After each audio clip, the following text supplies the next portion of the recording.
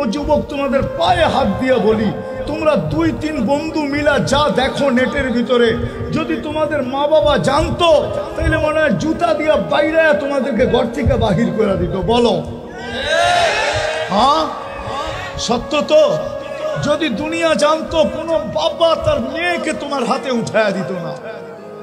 আর যুবতীরা যা করে নেটের মাঝে, যদি দুনিয়া জানতো, কোন যুবক মনে হয় ওকে বহু স্ত্রী হিসাবে ঘরে উঠাইতে রাজি হতো না।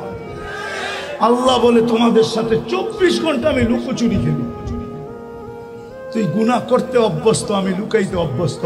তুই গুনাহ করতে ভালোবাসিস, আমি লুকাইতে ভালোবাসি। তুই গুনাহ করতে ভালো পাস, আমি লুকাইতে ভালো পাই। তুই গুনাহ মজা পাস, আমি লুকাইতে মজা পাই। তোর গুনাহ অভ্যাস, আমার লুকানো অভ্যাস। আমি 24 ঘন্টা লুকোচুরি খেলি তোর সাথে। তো যেই প্রশ্ন আল্লাহকে করছিলাম, আল্লাহ মুসলমান সারা দুনিয়ায় নির্যাতিত, আপনি আবাবিলকে সব বাদ দিলাম, ফিলিস্তিনে পাঠান না কেন? ওইখানে তো আপনার খলিল শুয়ে আছে, ওইখানে তো মুসা আলাইহিস সালাম শুয়ে আছে, ওইখানে তো 70 জন নবী শুয়ে আছে। ওটা তো দিয়ারুল আম্বিয়া, নবীদের জায়গা। ওইখানে তো সর্বপ্রথম কেবলা তো ওইখানে, বাইতুল মুকাদ্দাস তো ওইখানে। আপনার বন্ধু তো ইমামতি করলো ওইখানে, 1.25 লক্ষ নবীদেরকে আপনি জমা করলেন ওইখানে।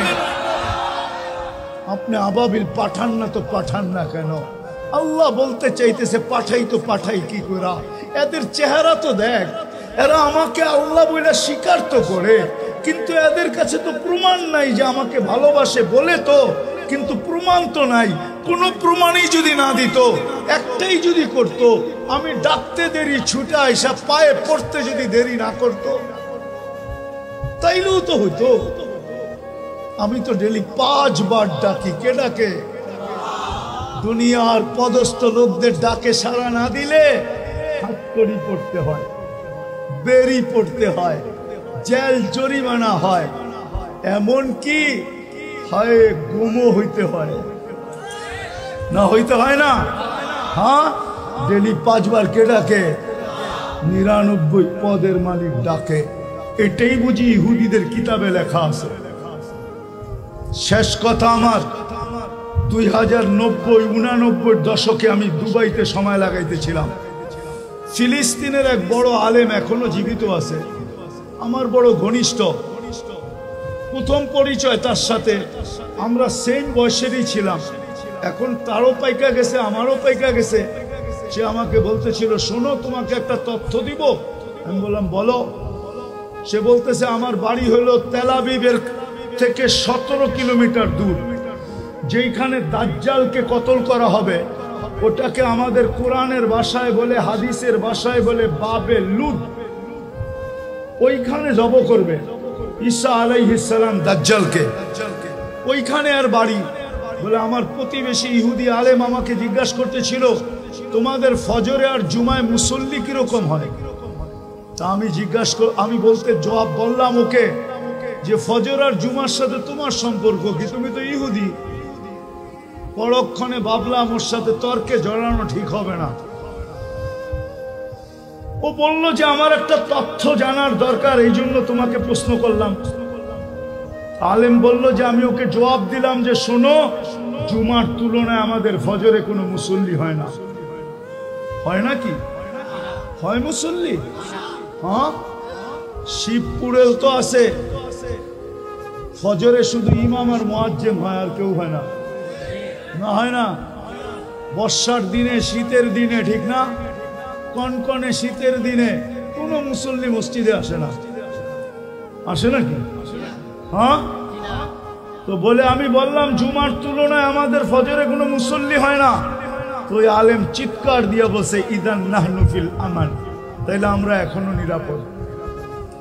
তোকে জিজ্ঞাসা করছি এটার অর্থ কি? বলে আমাদের কিতাবে লেখা আছে, যেই দিন ফজরের জামাত আর তোমাদের জুমার জামাত সমান হবে, ওই দিন থেকে তোমাদের বিজয়ের পালা শুরু হবে। এর আগ পর্যন্ত তোমরা শুধু মায়ের খাইতে থাকবে। এই জন্যই আমি বলছিলাম যে ভালো তো বাসি বলি, কোনো প্রমাণ তো নাই। যদি একটা প্রমাণ দিতে পারতাম তাইলেই মনে হয় মুসলমানকে কোনোদিন পরাজয় বরণ করতে হতো না, কোনোদিন বিজাতিদের হাতে নির্যাতিত হইতে হতো না, কোনোদিন হতো না। যদি নামাজের জন্য সাড়া দিত, আজান হইতে দেরি, ছুটে আসতে দেরি করত। এই চেহারাটা আল্লাহকে কি করে কালকে দেখাবো বলেন? বিদায় চলেন আজকে এই মাহফিল থেকে, ইসলামী মহাসম্মেলন থেকে, যারাই আমরা এখানে আসি আর যারাই আমার কথা শুনতেছেন, আসেন মনের থেকে তওবা থেকে। আমি হাদিস দিয়া প্রমাণ দিব, ইল্লাম ইয়াতুবু। আমি হাদিস লম্বা, আমি শর্ট দিতেছি, শর্ট হাদিসের শব্দ দিতেছি, হাদিসে কুদসি, হাদিসের শব্দ দিতেছি। ইল্লাম ইয়াতুবু ফাআনা তাবিবুহুম। আল্লাহ বলে তোমরা যদি ইউটার্ন না নিলে, কোরআনও বলে লিউযিকাহুম বাদাল্লাযী আমিলু লাআল্লাহুম ইয়ারজিউন।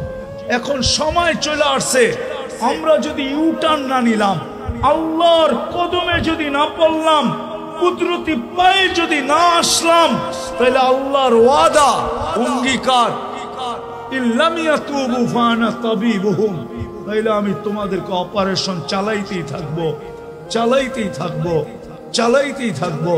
কেননা আল্লাহর রসুল দুটা কথা বলে গেছেন।